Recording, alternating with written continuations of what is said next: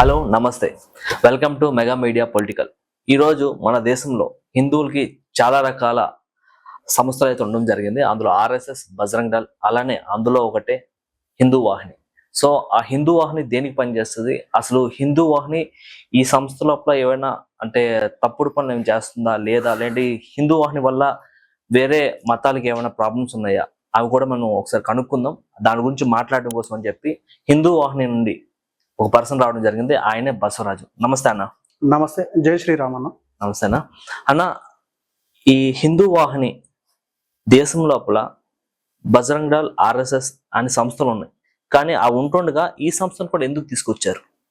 అంటే సంఘ పరివార సంస్థలు అంటారు కదా, ఆర్ఎస్ఎస్ యొక్క సంఘ పరివార సంస్థలు అంటారు కదా, అందులో భాగమే ఒక హిందూ వాహిని. హిందూ వాహిని మీరు కొత్తగా వింటుండొచ్చు, కానీ దాదాపు ఇది ప్రారంభమై 40 సంవత్సరాలు కావస్తుంది. ఇప్పటికి కృష్ణాష్టమి రోజు ప్రారంభమైంది. ఇది కూడా సేమ్ బజరంగ్ దళ్, విశ్వ హిందూ పరిషత్, ఆర్ఎస్ఎస్ లాగానే హిందువుల కోసం పనిచేస్తుంది. ఎక్కడైతే హిందువుల మీద దాడులు జరుగుతాయి, ఎక్కడైతే హిందువులకు అన్యాయం జరుగుతుందో వెళ్ళి ప్రశ్నించుకుంటా హిందువులను ఏకతా చేయడానికే, హిందువులని జాగృతం చేయడానికే పనిచేస్తుంది, అంతే.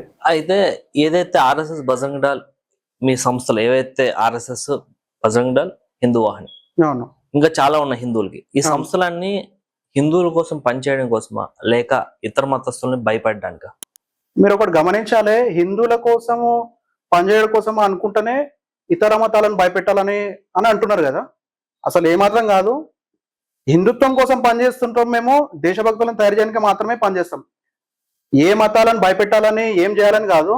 కానీ ఎవరైనా హిందువులను భయపెడితే ఈ సంస్థలు ఏవి సహించవు. అందులో హిందువైని అసలు సహించదు. హిందువులకు ఎక్కడైనా అన్యాయం జరిగినా కానీ అసలు ఊరుకునే ప్రసక్తే లేదని పనిచేస్తుంది. అంటే ఇప్పుడు యువతని మేము ఇది చేస్తున్నాం, మేము బయటకు తీసుకొస్తున్నాం, బజరంగ్ దళ్ లోపల వీళ్ళు చాలా దాంట్లో తీసుకొస్తున్నాం అని చెప్తున్నారు. అవును, ఆ యువతని విద్య ఇవన్నీ దూరం పెట్టి, చదువుని దూరం పెట్టి ఇలాంటి దాంట్లో తీసుకురావడం, వాళ్ళ భవిష్యత్తు పాడు చేయడం తప్పనిపించలేదా మీకు? అంటే మీరు అక్కడి వరకే గమనించి ఉంటారు.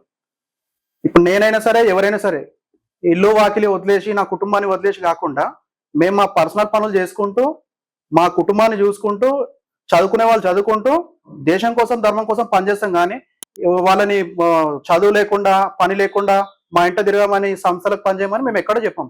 అయితే మీరు గమనించి ఉంటారు, ప్రతి ఒక్క కార్యకర్త వాళ్ళ లైఫ్ స్టైల్ ఎట్లా ఉందో, వాళ్ళ జీవన విధానం గడుపుకుంటూ హిందువుల కోసం, హిందూ సంస్థల కోసం పనిచేస్తుంటారు. అది మీరు గమనించుకుంటే బాగుంటుంది. అయితే ఏదైతే మీ సంస్థలు ఉన్నాయో, హిందూ వాహిని అవని, బజరంగ్ దళ్ అవని, ఆర్ఎస్ఎస్ అవని, మీరు ఇప్పుడు నార్మల్ చూస్తే మీరు కాంగ్రెస్ ప్రభుత్వం కూడా చాలా తప్పుగా చెప్తుంటారు. అంటే మీడియాలో కానీ, లేదంటే చాలా మంది ప్రజల్లో కానీ, లేదంటే వేరే మతాల్లో కానీ, లేదంటే కొన్ని రాజకీయ పార్టీల్లో కానీ ఈ సంస్థల్ని అతివాద సంస్థ అని అంటారు. అంటే మీరు ఎక్కువగా వైలెన్స్ చేస్తారని చెప్పి చెప్పడం జరుగుతుంది. సో దానికి మీరేం చెప్తారు?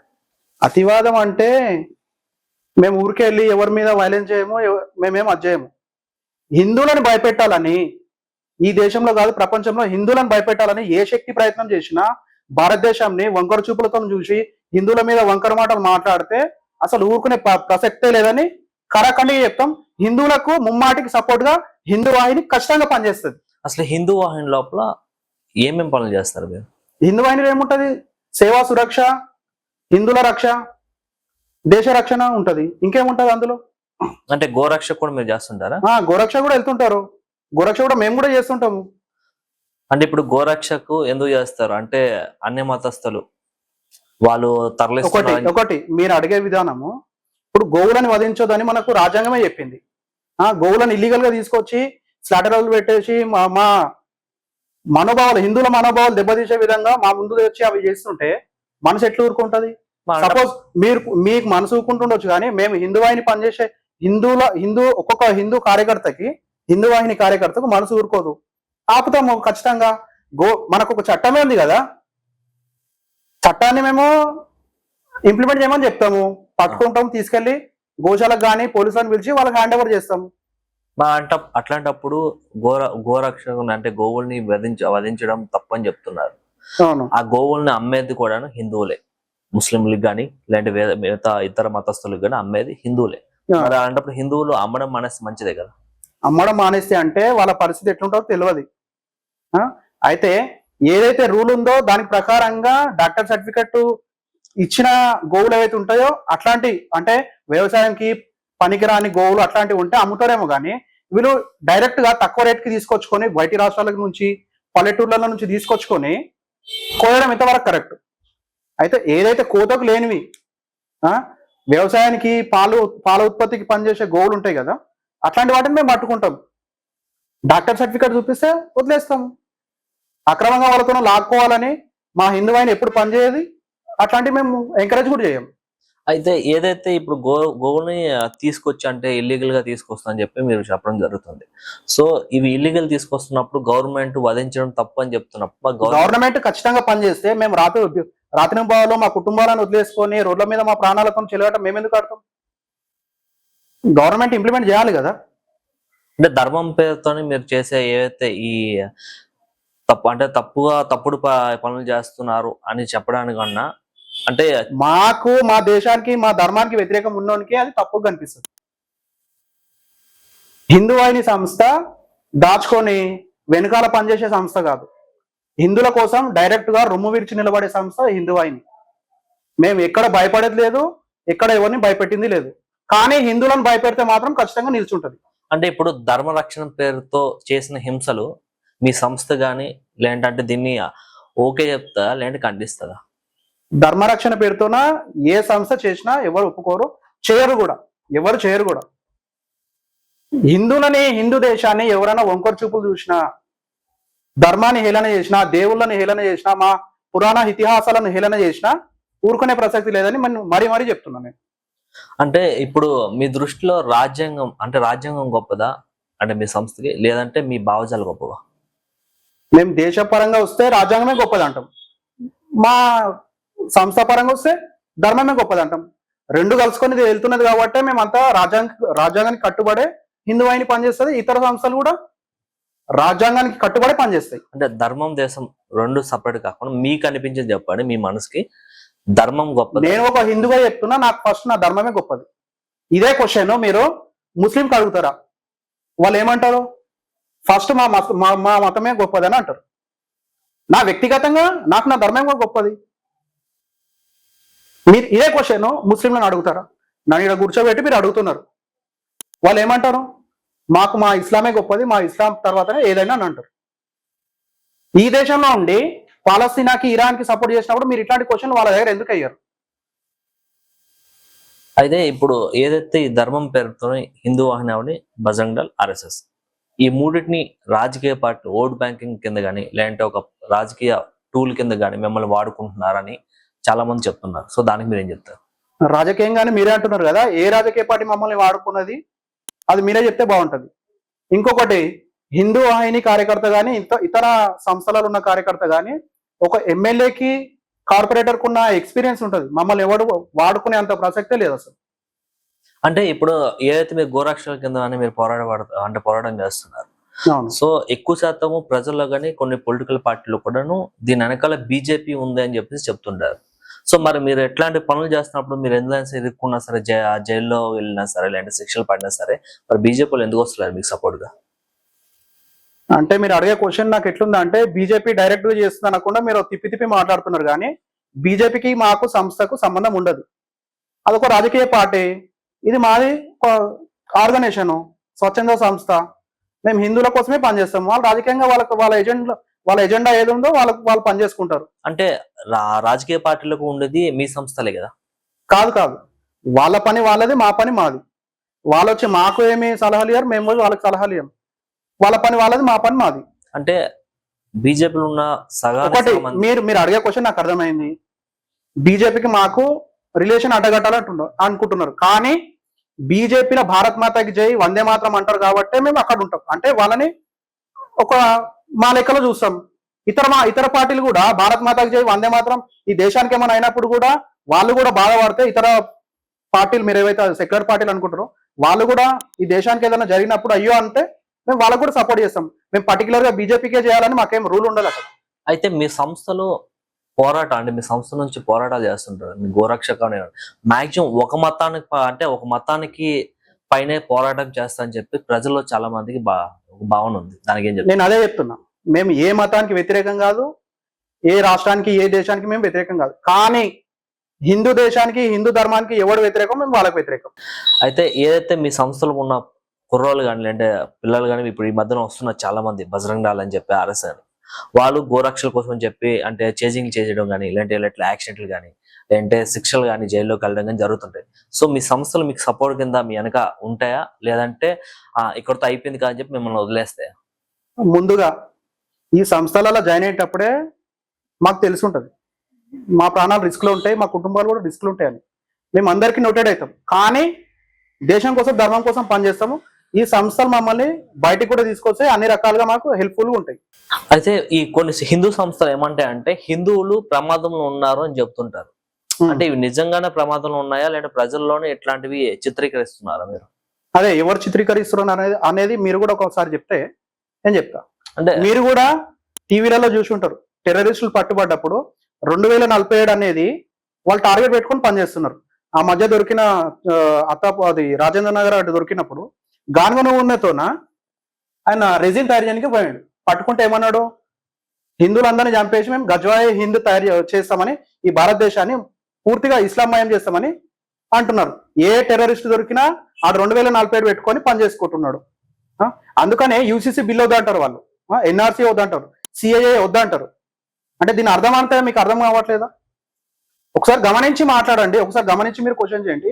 వాళ్ళు దేనికోసం పనిచేస్తున్నారు? జనాభా పెంచుకుంటూ బంగ్లాదేశ్, పాకిస్తాన్, మళ్ళీ ఇతర దేశాల నుంచి మనుషులను తెచ్చి ఇల్లీగల్ గా ఇమిగ్రేట్స్ తెచ్చి వాళ్ళు జనాభా పెంచుకునే ప్రయత్నం చేస్తున్నారు. ఒక సైడ్ లవ్ జిహాద్, ఒక సైడ్ ఇట్లా చొరబాటుదారులను పెంచుకుంటూ, ఇక్కడనేమో సంతానాన్ని పెంచుకుంటూ మన హిందూ అమ్మాయిలను తీసుకెళ్లి పెళ్లి చేసుకోవడం, ఒక్కొక్కరు 3 పెళ్లి చేసుకోవడం. అంటే ఇదంతా ఒక పాపులేషన్ డెమోగ్రఫీ చేంజ్ కాదని మీరు అనుకుంటున్నారా?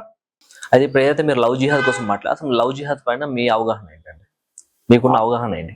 అవగాహన ఏం లేదు. మీరు అన్ని టీవీ ఛానళ్ళ లవ్ జిహాద్ బాధితులు ఎవరైతే మహిళలు వాళ్ళకు అదైపోయి ఉన్నారో వాళ్ళ బాధితులు టీవీ ముందు వచ్చి ఎంతో మంది ఎన్నో డిబేట్లలో కలిసి మాట్లాడారు, ఇంటర్వ్యూలు ఇచ్చారు. అయినా మీరు లవ్ జిహాద్ మీద నా అభిప్రాయం అడగడం అంటే అది నాకు కొంచెం వింతగా అనిపిస్తుంది. వాళ్ళు పర్టిక్యులర్ గా టార్గెట్ పెట్టి హిందువులలో ఈ కులానికి ఈ కులాన్ని అమ్మాయిని తీసుకొస్తే ఇంత, ఈ కులం అమ్మాయిని తీసుకొస్తే ఇంత, మార్వాడికి అయితే ఇంత, ఎస్సీ అయితే ఇంత, బీసీ అయితే ఇంత అని వాళ్ళు సంతలో గొర్రెలను తీసుకోపోయినట్టు హిందూ అమ్మాయిలను తీసుకుపోతుంటే మీరు లవ్ జిహాద్ కోసం నన్ను అడగడం కొంచెం విడ్డూరంగా ఉంది. అంటే మీరు చూసి ఉంటారు అన్ని ఛానళ్ళలో వాళ్ళు బాధితులు వచ్చి మాకు ఇట్లా జరిగింది అని చెప్తున్నారు. అంటే ఎక్కడో ఒక దగ్గర జరిగిన దానికి అంటే ఎక్కడ నుంచి ఒక మతంలో నుంచి అంటే ప్రతి మతంలో కొన్ని తప్పులు ఉంటాయి. సో ఒక ఇస్లామిక్ లో కూడా కొన్ని తప్పులు ఉంటాయి, కొంతమంది ఎదవలు కూడా ఉంటారు. సో వాళ్ళని తీసుకొచ్చి మొత్తం కమ్యూనిటీని అంటగట్టడం ఎంతవరకు కరెక్ట్? మీరు గమనించి ఉంటారు, ర్యాపిడో ర్యాపిడో డ్రైవరు హిందూ అని వెనుక కూర్చున్న అమ్మాయి ముస్లిం అని ఆపి మరి కొట్టిన సంఘటనలు ఎన్నో ఉన్నాయి. అది ఇన్స్టాగ్రామ్ లో కానీ యూట్యూబ్ లో కానీ ఎన్నో వీడియోలు వచ్చినాయి. అంటే వాళ్ళ మతం అమ్మాయిని అట్లా తీసుకెళ్తేనే వాళ్ళ జాబు వాళ్ళు చేసుకుంటూ వాళ్ళు తీసుకెళ్తేనే పట్టుకొని ఆపి మరి కొడుతున్నారు. అది మీకు ఎప్పుడు తప్పు అనిపించలేదా? వీళ్ళు పర్టికులర్ గా హిందువులను తీసుకెళ్లి మతం అంటే నిజమైన ప్రేమ అయితే వాళ్ళు మతం ఎందుకు మారవాలి? వాళ్ళు మారొచ్చు కదా. హిందూ అమ్మాయిని మతం మార్చి ట్రాప్లకు గురి చేసి వాళ్ళ బలవంతం చేసిన వీడియోలు అవి చూపించి మోసం చేయడం ఎంతవరకు కరెక్ట్?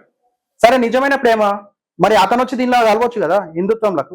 అయితే ఏదైతే మీరు ఒక మతం పైన విషయం చిమ్ముతారని చెప్పాలా, లేదంటే ఆ మతం అలా చేస్తుందని చెప్పి మీరు నిరూపించగలరా? అంటే ఏమైనా కొన్ని సంఘటనలు ఉన్నాయా? మీరు ఏ మతం కోసం అంటే నేను దానికోసం అంటే ఎక్కువ శాతం మీరు ఒక మతం పైన ఎక్కువగా వాటిపైన దాడి చేయడానికి అదే మీరు ఆ మతం కోసం భయపడకుండా క్వశ్చన్ అడిగితే నాకు అసలు ఏ మతం అనే అర్థమైతే నాకు భయం లేదు. మీరు ఈ మైక్ సెక్యులర్ మైక్ అంటే నేను ఓపెన్ గా అవుతా, నార్మల్ మైక్ అంటే నేను ఇందులో భయపడతలేదు. ఈ మన దేశంలో ఒక మతము ఒక వర్గము అని ఇంకెన్ని రోజులు చెప్తారు మీరు మీడియాలో ఉండి కూడా ఒక మతము. ఇప్పుడు హిందువుల మీద దాడి చేసినాడు ఎవడనేది తెలుసు, చైనాలకు కూడా తెలుసు, అందరికీ తెలుసు. ఒక వర్గానికి జరిగింది ఒక మతం అయినా హిందువులు అంటే కూడా అదేదో భయపడతారు వాళ్ళు. భయపడడం డైరెక్ట్ గా చెప్తా, డైరెక్ట్ గా అడుగుతా. ముస్లిం మతం పైన మీకు ఎందుకు అంత కోపం ఎక్కువగా? ఇంతకుముందే చెప్పిన నేను, ముస్లిం మతము క్రిస్టియన్ మతము అనేది ఎవ్వరు మాకు అసలు ఏముండదు, భేదాభిప్రాయాలు ఏముండయి. వాళ్ళు గనక కొంతమంది గనక ఈ దేశానికి వ్యతిరేకం అయితే మేము వాళ్ళకి వ్యతిరేకం ఖచ్చితంగా. హిందువులని భయపెట్టాలని ఎవరైనా ట్రై చేస్తే మేము అడ్డంగా నిలబడతాం హిందువైన కార్యకర్తలు. అది మాకు నరంలో ఉంటది. అంటే హిందువుల పైన ఎక్కడెక్కడ దాడులు జరిగి ఒక 2-3 సంఘటనలు చెప్పగలరా మీరు? మొన్న అత్తపూర్లో ఆయన కొటేషన్ రాసుకుంటే ఆయన నాపే చేసిరు హిందువుల మీద. అంటే మీరు కొత్తగా అడుగుతున్నారంటే నాకు విచిత్రం అనిపిస్తుంది. అంటే హిందువుల మీద దాడులు జరిగినాయా అని అడుగుతున్నారా? మీ నోట్ తెలుసుకోవాలి. చెదర్గట్ పోయిన ఏడాది చెదర్గట్ లో అమ్మవారి విగ్రహం ఊరేగింపు జరుగుతుంటే ఒక బిల్డింగ్ లో నుంచి గుడ్లు అవి పాడేయడం జరిగింది అమ్మవారి విగ్రహం మీద, దసరా నవరాత్రులు. మొన్న అత్తపూర్లో అట్లా జరిగింది. సైదాబాద్ లోనేమో స్కూల్లో పిల్లలకి ఉర్దూ నేర్పించడం జరుగుతుంది, కల్మా చదవడం జరుగుతుంది. అంటే అది మా మీద హిందువుల మీద దాడులు కదా. అంటే ప్రభుత్వం కూడా టెంపుల్ పైన దాడి చేసే వాళ్ళు కూడా కాంగ్రెస్ ప్రభుత్వం చెప్పింది కదా, వాళ్ళు పిచ్చోళ్ళని చెప్పారు కదా. మరి నేను అదే అంటున్నా, వాళ్ళు చేస్తే అది ఆటోమేటిక్ గా ప్రభుత్వానికి తెలిసిపోతుంది వాడు పిచ్చోడని. ప్రభుత్వానికి తెలుస్తుంది, మిగతా డిపార్ట్మెంట్ మిగతా శాఖలకన్నీ వాడు పిచ్చోడని. మెంటల్ సర్టిఫికేట్ ఉండదు, ఏముండదు, వాళ్ళ ఇంటర్ కూడా ఒప్పుకోరు, వీళ్ళు చెప్పేస్తారు పిచ్చోడని. అంటే ప్రభుత్వాలు హిందువులను సైడ్ చేసి ఇతర మతస్థులను ఎక్కువ ప్రయారిటీ ఇస్తుంది అంటారా మీరు? 100%. మన రేవంత్ రెడ్డి గారే అన్నారు కదా, ఈ రాష్ట్ర సీఎం కాంగ్రెస్ అయితే ముసల్మాన్ అయితే కాంగ్రెస్ అన్నాడు. క్లియర్గా ఉన్నారు వాళ్ళు, క్లియర్గా ఉన్నారు, ఇతర మతాలు క్లియర్గా ఉన్నాయి, ముస్లిమ్స్ క్లియర్గా ఉన్నారు, ఎంఐఎం క్లియర్గా ఉంది. హిందువులు మాత్రమే పిచ్చోళ్ళు. నేను ఒకటి చెప్తా, ఈ దేశంలో ఏ దిక్కులేనాడు ఎవడు అంటే హిందువు మాత్రమే. ఏ రాజకీయ పార్టీ వాళ్ళని చింతన రాదు, ఏ రాజకీయ పార్టీ సపోర్ట్ తీసుకోదు, ఏ రాజకీయ పార్టీ మేము ఉన్నామని చెప్పదు. అంటే హిందువులు ఎప్పుడు తప్పు చేయాలంటారు మీరు? నేను తప్పు విషయం అంటలేను, హిందువులకు అన్యాయం జరిగితే రావాలి కదా. అంటే హిందువులు తప్పు జరిగితే రావాలన్నప్పుడు హిందువులు తప్పు జరిగితే హిందువులే రావట్లేదు ఎక్కడైనా సరే. మ్యాక్సిమం ఇప్పుడు మీ సంస్థలు పక్కన పెడితే, ఇప్పుడు ఒక ఇస్లామిక్ లో కానీ లేదంటే క్రిస్టియానిటీలో కానీ వేరే మతస్థులో చూసుకుంటే వాళ్ళకి ఏం వచ్చినప్పుడు వాళ్ళ మతస్థులు అంటే ఎవరైతే ఉన్నారో నార్మల్ కామన్ పబ్లిక్ కూడా, కామన్ పీపుల్స్ కూడా వస్తారు. బట్ హిందువుల్లోనే ఎందుకు రావట్లేదు? అందులో ఫాల్ట్ మీది కూడా ఉంది. హిందువులో ఎందుకు రావట్లేదు అని మీరు అనకండి. హిందువులలో ఈ మధ్య చైతన్యం వచ్చింది. మీరు సింపుల్ గా చూసుకున్నట్టయితే ఈ అత్తాపూర్ ఆటో కొటేషన్ ఇష్యూలో మీదనే చాలా మంది హిందువులు రెస్పాండ్ అయ్యారు. చాలా మంది హిందువులు స్వచ్ఛందంగా బయటకు వచ్చారు. ఎక్కడైనా వెళ్తుంటే యాక్సిడెంట్ అయినా ఏదైనా ఇతర మతాలు ఏదైనా గొడవలు పెట్టుకున్నా కానీ నార్మల్ గా రోడ్ మీద వెళ్ళే హిందువులు వచ్చి అడ్డుకుంటున్నారు. చాలు కదా. మేము మా సంస్థలో ఉన్న నేను వ్యక్తిగా చెప్తున్నా, మేము ఏదైతే కష్టపడడం ఏదైతే పని చేస్తున్నామో దానికి ప్రతిఫలం ఇప్పుడు వస్తుంది, ఇంకా వస్తుందేమో. అంటే మొన్న ఖమ్మం లోపల ఒక ముస్లిం అంటే ఒక 50 years ఉంటుంది. సో ఖమ్మంలో ఒక చిన్న పాపని, 12-13 సంవత్సరాల పాపని తప్పుగా ప్రవర్తించి ఆమె రేప్ చేయడం జరిగింది. సో బిల్డింగ్ పై నుంచి కూడా తోసేయడం జరిగింది. సో ఆ ఇష్యూ లోపల కొంతమంది రావడం, కానీ ఎక్కువ శాతం ఆ అమ్మాయి అయిన విషయం కూడా మర్చిపోయారు హిందువులు కూడా. ఇప్పుడు అక్కడ కూడా ముస్లిం ఆయన తీసుకొచ్చారని చెప్పి చాలా మంది హిందువులు వచ్చి సపోర్ట్ చేసినట్టు మాట్లాడారు. తర్వాత ఆ విషయం మర్చిపోయి ఆ అమ్మాయికి ఏమైందో తెలియట్లేదు ఇప్పటికి. సో దాని గురించి మీరు ఏం చెప్తారు? నేను ఇంతకుముందు చెప్పినట్టు ఇప్పుడు హిందువులు బయటకు వస్తున్నారు, చైతన్యం వస్తుంది. అదేదో రాష్ట్రంలో ఆసిఫా అనే ఒక పాపకు వాళ్ళ మతం కూడా అన్యాయం చేస్తే అది హిందూ ధర్మానికి ఒక హిందూ చేసిండని చెప్పేసి దాన్ని పెద్ద కాంట్రవర్షియల్ చేసారు వాళ్ళే. ఆసిఫా అనే ఒక అమ్మాయి జరిగినప్పుడు, ఆ అమ్మాయి ఎవరైనా సరే అట్లాంటి తప్పు జరగొద్దు. హిందూ సమాజము ఈ రోజు కాకుండా రేపటి రోజైనా జాగృతం అవుతుంది. మేము అదే పని మీద ఉన్నాం. ప్రతి ఒక్క హిందువుని నిద్రపోయిన హిందువుని తట్టి లేపే ప్రయత్నమే చేస్తున్నాం మేము. అయితే మీ ఆర్ఎస్ సంస్థలు అంటే ఆర్ఎస్ఎస్ దాంట్ నుంచి వచ్చినవే ఈ అనుబంధ సంస్థలు. అయితే ఈ సంస్థ లోపల అంటే ఆర్ఎస్ఎస్ లో అయినా సరే అంటే ఓన్లీ హిందువులే ఉన్నారు లేదంటే వేరే మతస్థులు కూడా ఉన్నారు అందులో? మీరు కొత్తగా అడుగుతున్నారు. రాష్ట్రీయ ముస్లిం మంచ్ అనేది ఉంటుంది, ఆర్ఎస్ఎస్ ముస్లిం వింగ్. అది ముస్లింలు స్వచ్ఛందంగా చేరి పనిచేస్తున్నారు. మీకు ఒక అదే ఏంటంటే మన దేశంలో కొన్ని ఛానళ్లకు ఒక మైండ్ సెట్ తయారు చేసి పెట్టారు అనమాట. హిందూ సంస్థలు అంటే ఫలానా ఇట్లనే ఉంటాయి అని. నేను అదే చెప్తా, ఒక నెల రోజుల కోసం మీరు మా హిందూ సంస్థలలోకి రండి. నేను మీకు టీవీ ఛానళ్ళకు కానీ ఇతర మతాలకు కానీ చెప్తున్నా, మా చెంత చేరి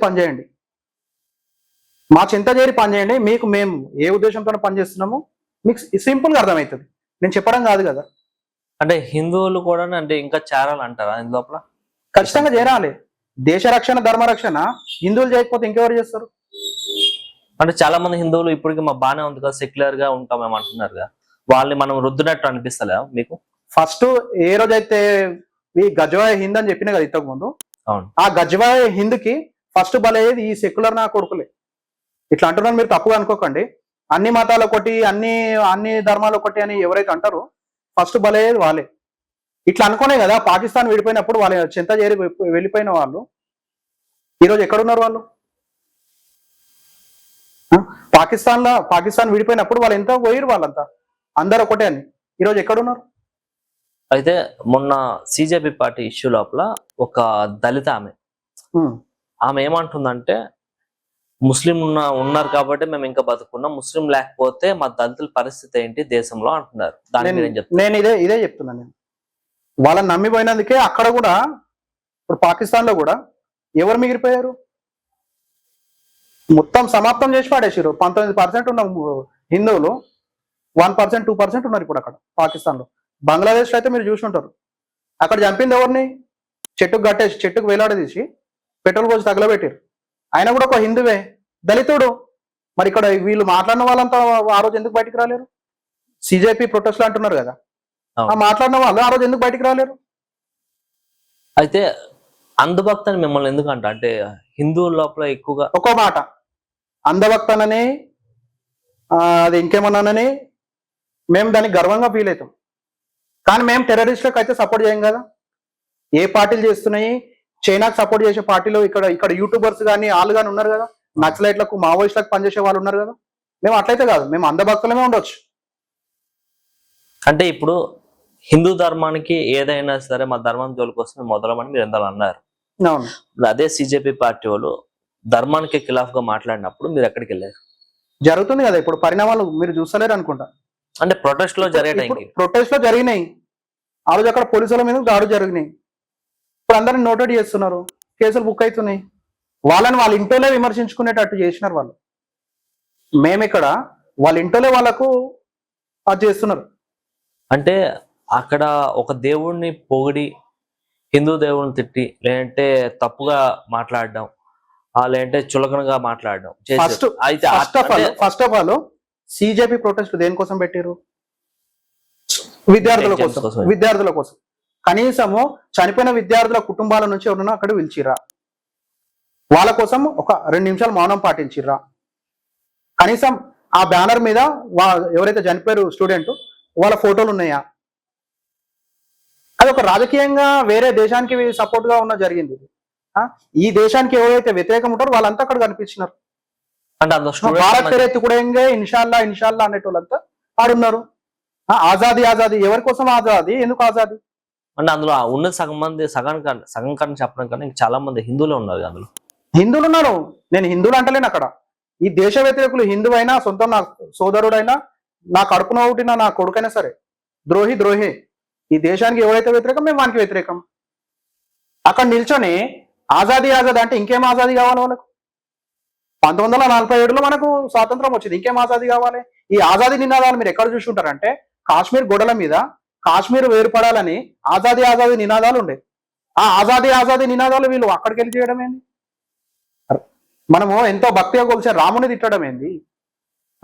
అల్లా కా నామ్ రహేగా అని పాటలు పాడడం ఏంది? అంటే మీకు అది ఒక విద్యార్థుల ప్రొటెస్ట్ లాగా మీకు కనిపించుండొచ్చు, దేశ ప్రజలంతా చూసినారు. కానీ ఇప్పటికే తప్పొప్పుకోవటం. ఇప్పుడు వాళ్ళ స్పోక్ పర్సన్ ఏమంటున్నారంటే, సిజేపీ స్పోక్ పర్సన్ సౌరవ్ దాస్, ఎవరైతే తప్పుగా మాట్లాడారో, తప్పుగా ఎవరైతే చేశారో, లేదంటే వివాదాస్పదంగా ఎవరైతే ముందుకు వచ్చారో, పోలీస్ పైన దాడి ఎవరు చేశారో వాళ్ళకి మాకు సంబంధం లేదని చెప్పాడు ఆయన. కానీ అదే సిజేపీ ఫౌండర్ అభిజిత్ దీప్కే వాళ్ళందరూ మా వాళ్ళే కేసులు పెట్టొద్దని చెప్తున్నారు వాళ్ళు. దానికి ఏం చెప్తారు ఈ 2 విషయాల్లో? 2 మీరే చెప్పారు కదా. అంటే వాళ్ళు న్యాయంగా ప్రొటెస్ట్ చేసి ఉండే, న్యాయంగా నిజమైన విద్యార్థులు ఉంటే వీళ్ళు ఇట్లాంటి అసలు ఆ సంఘటనలు జరిగేవి కాదు. అంటే అందులోపల అల్లరి ముక్కలు చేరినాయి, దేశ వ్యతిరేకులు చేరారు కాబట్టి అవన్నీ జరిగినాయి. సిగ్గు తెచ్చుకోవాలి దేశ పోలీసుల మీద, దేశ ఆర్మీ మీద అట్లా మాట్లాడడం, వాళ్ళ మీద దాడులు చేయడం. మనం గమనించుంటాం, దేశంలో చాలా జాగాలో ధర్నా ప్రదర్శనలు జరుగుతుంటాయి, ఒక పార్టీకి వ్యతిరేకంగా నిరసనలు జరుగుతుంటాయి, అప్పుడు తోపులాటలు జరుగుతాయి. కానీ పోలీసులను టార్గెట్ పెట్టి దాడులు చేయడం అంటే అది దేశ వ్యతిరేక కార్యక్రమం కాదా? అంటే ఇప్పుడు దేశ వ్యతిరేకత కారణం అని చెప్పారు. ఆర్ఎస్ఎస్ ఎప్పుడు కూడాను దేశానికి ఫస్ట్ ప్రయారిటీ ఇస్తారని చెప్తారు. అవును, అట్లాంటి దేశ వ్యతిరేకత కారణాల కింద వాళ్ళు ఎవరైతే సిజేపీ ప్రొటెస్ట్ చేసినప్పుడు ఆర్ఎస్ఎస్ రావాలి కదా. మీరు చెప్పేది అదే. అక్కడ డైరెక్ట్ పోలీసులు ఉన్నారండి. పోలీసులు ఉన్నాక మేము ఎందుకు వచ్చి అది చేస్తాం? అంటే ఆర్ఎస్ఎస్ చట్టాన్ని చేతిలోకి తీసుకోదు. చట్టాన్ని చేతిలోకి తీసుకొని మేము ఏదో చేసేస్తాం అన్నది ఆర్ఎస్ఎస్ కానీ ఇతర హిందూ సంస్థలు కానీ. అక్కడ లీగల్ గా కేసులు పెట్టిరు, పోలీసులే పెట్టారు కదా, అక్కడ కెమెరాలలో రికార్డ్ అయింది వాళ్ళు దాడులు చేసేటివన్నీ. 4-5 నెలల గర్భిణి ఒక అమ్మాయి, ఒక లేడీ పోలీస్, ఆమె మీద కూడా అటాక్ చేశారు. అంటే ఈ ఇక్కడ కొంతమంది ఛానళ్ళు మన తెలంగాణలో కూడా కొంతమంది యూట్యూబ్ ఛానళ్ళు కొంతమంది ఉన్నారు, అయ్యో పాపం అని వాళ్ళకి సానుభూతి తెలియజేయడం. ఎవరైతే నిరసనలు చేసి పోలీసులను టార్గెట్ చేసి కొట్టిరో వాళ్ళకి ఇక్కడున్న కొన్ని ఛానళ్ళు పనిచేస్తున్నాయి వాళ్ళకి సపోర్ట్ గా. కొంతమంది ఇక్కడ ప్రొఫెసర్లు కానీ వీళ్ళు కానీ, ఒక ఆమె ఉంటుంది ఇక్కడ అక్క, గంజాయి మొక్క అని, ఆమె ఇట్లాంటి నేపాల్లో అక్కడ జరిగిన అల్లకొల్లాలు మన దేశంలో కావాలని కోరుకుంది. అంటే ఇప్పుడు ఆ నేపాల్ అయితే గుర్తొచ్చింది నాకు. ఒక 2 days బ్యాక్ నేపాల్లో కూడా ఒక మస్జిద్ని కాల్ చేశారు హిందువులు. దానికోసం మీరు ఏం చెప్తారు? అదే వాళ్ళ దేశ అంతర్గత విషయం, మనకు సంబంధం లేదు. జరుగుతుంది అక్కడ, హిందువులను చంపారు, వాళ్ళు రోడ్డు మీదకి వచ్చినారు. అంటే ఇదే ఇష్యూ బంగ్లాదేశ్ లో అయ్యింది, బట్ అక్కడ రివర్స్ ముస్లిమ్స్ హిందువులను చంపడం అనేది జరిగింది. సో ఆ టైంలో మన దేశంలో అక్కడ బంగ్లాదేశ్ పూర్తిగా ముస్లిం దేశం, ఇది నేపాల్ పూర్తిగా హిందూ దేశం. హిందువులు తిరగబడ్డారు. ఇప్పుడు మన దేశాన్ని కూడా వాళ్ళు చూస్తుంటారు, ఇక్కడ రాజకీయ పార్టీలు ఒక మన హిందువులను పట్టించుకోకుండా ఎట్లున్నాయి అనేది. ఇట్లాంటి పరిస్థితులు అక్కడ రావద్దు అనుకుంటున్నారేమో. బంగ్లాదేశ్ లో ఎవరైతే ఆయనని చెట్టుకు కట్టేసి తగలబెట్టిరో అట్లాంటి పరిస్థితులు అక్కడ వస్తాయేమో అని భయపడుతున్నారేమో వాళ్ళు నేపాల్ హిందువులు. అంటే జాగ్రత్త పడుతుండొచ్చు, వాళ్ళని వాళ్ళు రక్షించుకోవాలి కదా. అంటే ఒక మస్జిద్ అంటే ఇప్పుడు మనకి పవిత్రం ఎలా హిందువులకి టెంపుల్, అట్లనే వాళ్ళకి కూడాను మస్జిద్ అనేది వాళ్ళ పవిత్ర. మీరు మీడియా ఛానల్ ఉన్నారండి, సికింద్రాబాద్ లో మన దేవాలయం మీద దాడి జరిగినప్పుడు మీ ఛానల్ అన్ని ఎక్కడ పోయినాయి? పవిత్రమైన స్థలం అనేది వాళ్ళకి మాత్రమే కాదు, హిందువులకు కూడా పవిత్ర స్థలాలు. అంటే హిందూ ప్రాణం కదా.